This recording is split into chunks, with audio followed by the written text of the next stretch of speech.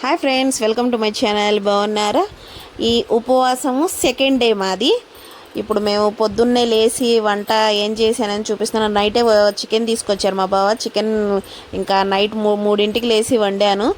Rice, వేడివేడి rice, chicken, పెరుగు, మజ్జిగ, ఆనియన్స్, నిమ్మకాయ మొత్తం రెడీ చేశాను. 3ంటికి లేచి గబగబా లేచి వంట చేశాను. అన్నం వేడివేడిగా అన్నం వండాను.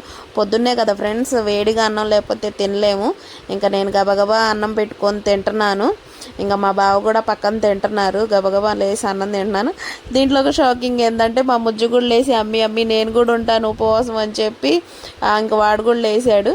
అయితే ఇంకా మా ముజ్జుని కూడా సరే అమ్మి అయితే నువ్వు కూడా ఉండు అని చెప్పి వాడికి కూడా అన్నం పెడితే వాడు కూడా అన్నం తింటున్నాడు.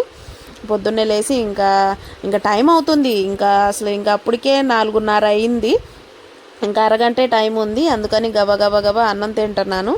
ఇంకా చూడండి మా ముజ్జు కూడా ఇంకా టయానికి కూడా లేచి ఇంకా నేను కూడా తింటాను అమ్మి, నేను కూడా ఉపవాసం ఉంటాను అని చెప్పి అన్నం తిని సైలెంట్గా ఇంకా మా బావ నమాజ్కి వెళ్ళిన తర్వాత ఇంకా సైలెంట్గా అన్నం తిన్న తర్వాత వాడిని పడుకోబెట్టాను. ఇంకా అన్నం తిని పడుకున్నాడు సైలెంట్గా.